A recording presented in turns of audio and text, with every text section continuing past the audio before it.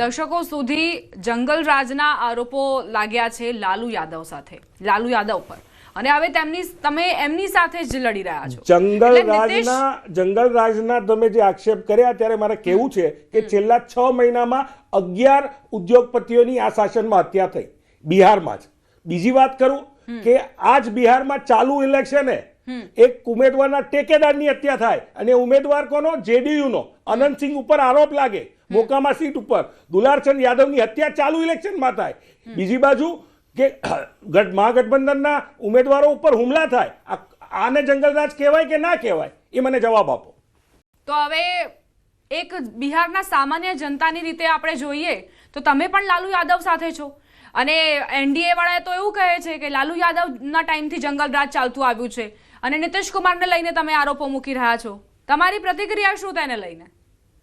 સ્પષ્ટપણે છેલ્લા 20 વર્ષનું જે કુશાસનમાં બિહાર પ્રતાડિત છે. આપણે સ્પષ્ટ આંકડા આપ્યા કે 6 મહિનામાં 11 ઉદ્યોગપતિઓની બિહારમાં હત્યા થઈ જાય, અપહરણના ગુનાઓ બને.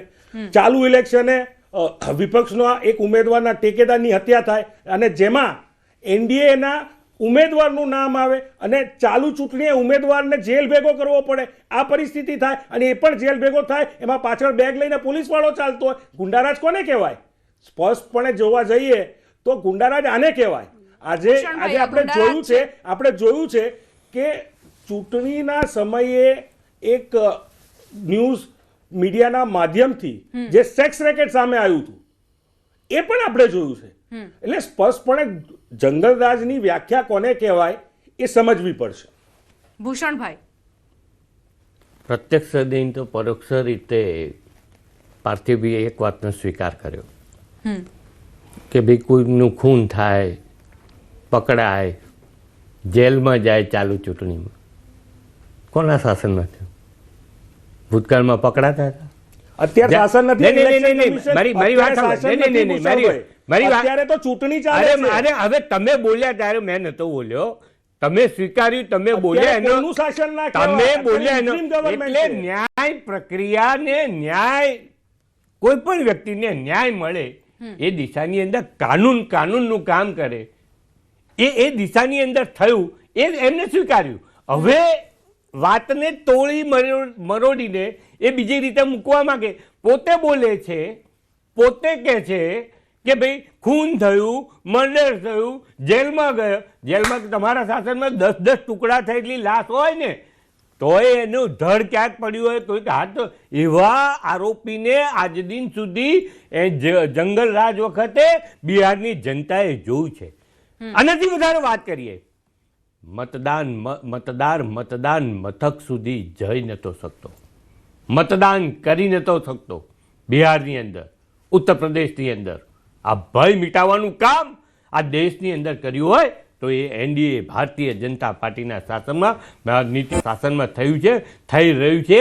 માટે લોકો આ વાતને સ્વીકારે છે. એમને વાત કરી કે જંગલરાજની વાતની અંદર એવો સ્વીકારે, પણ વાત એટલી છે, પરિવારવાદની વાત થઈ. લાલુ પ્રસાદ, હું કહું છું લાલુ પ્રસાદજી હોય, રાબડી દેવી હોય, તેજસ્વી, હું પણ પરિવારવાદમાંથી આવું. તમારો કહેવાનો ભાવાર્થ ભારતીય જનતા પાર્ટી, ચિરાગ પાસવાન પણ આવે છે. હું મારી વાત કરું, અહીં બેઠા હું મારી વાત કરું તો ભારતીય જનતા પાર્ટીના શાસનની અંદર પણ પરિવારવાદની અંદર પણ એ કાર્યકર્તા નીચેથી કામ કરાવે છે. એનું કામનો આધારનું મૂલ્યાંકન થાય છે. એ કામના આધારે મૂલ્યાંકન કર્યા પછી પાર્ટીને યોગ્ય લાગે તો લઈ જાય. રસોડામાંથી સીધા રાજનીતિમાં નથી આવતા. પ્લેન ચલાવતા દેશ ચલાવવા આવ્યાની ઘટનાઓ પણ આ દેશની જનતાએ જોઈ. આ પ્રકારની ઘટના ભારતીય જનતા પાર્ટીની અંદર નથી. માટે અને કીધેલી વાતો, આ બધી વાતો લોકો કેમ સ્વીકારે છે કે જે વચનો, જે વાયદાઓ, અમે વચનો કે સંકલ્પ પત્ર, કેમ ચૂંટણી ઢંઢેરો કહેતા હતા, આખી વાત બદલી કાઢી. ચૂંટણી ઢંઢેરો નહીં, સંકલ્પ પત્ર. અને એ સંકલ્પ પત્ર આજે બી આ 139 પછી આ પાર્થિવ જે વાત કરી કે બી આ રુઝાન છે, આ તો ભાઈ તમારી જૂની સ્ક્રિપ્ટ છે. દરેક ચૂંટણીના પરિણામની સ્ક્રિપ્ટ અત્યારે પણ પાર્થિવભાઈ લઈને, આજે પાર્થિવભાઈ નહીં, બધા જ એમના પ્રવક્તા આ સ્ક્રિપ્ટ લઈને ગયા છે કે ભાઈ આ રુઝાન છે, સવારે 10 વાગ્યા સુધી આપણે આ વાત કરવાની, 11 વાગ્યા આપણે આ વાત કરવાની, 12 વાગે પરિણામ વાગે જનતાનો ચુકાદો અમારા માથે છે આ વાત કરવાની, અને છેલ્લે પરિણામ આવી જાય એટલે છેલ્લે બિચારું બાપડું બિચારું ઈવીએમ. ભૂષણભાઈ, બરાબર. બધી વાત બરાબર હા. તમારી, પણ મારો એક સવાલ છે કે બિહારમાં દેખીતી રીતે પલાયન એક મોટો મુદ્દો છે જ. નીતિશ કુમાર તેનાથી કેવી રીતે ડીલ કરશે? કારણ કે આટલા વર્ષોથી તેઓ સત્તા પર છે, પરંતુ હજુ સુધી બિહારના યુવાનોને બહાર જવું પડે ખૂબ છે. સાચી વાત ગુજરાત, કરી. મહારાષ્ટ્ર, અન્ય પલાયન રાજ્યોમાં નહીં, જવું નહીં, પડે છે. પલાયન મુદ્દો એ માત્ર બિહારનો છે ને. કેટલા વર્ષોથી છે? 5 વર્ષથી છે, 10 વર્ષથી છે, 20 વર્ષથી છે. પરંતુ કેટલા વર્ષથી પલાયનનો મુદ્દો ચાલતો આવે છે? આજે છે. પણ એ ના થાય, એને અહીંયા રોજગારી મળે, ગામમાં રોજગારી મળે, ગામમાં ઉદ્યોગ મળે, ગામમાં શિક્ષણ નીતિ મળે, એ જ બિહારની અંદર ઉદ્યોગ લાવવાનું કામની શરૂઆત થાય.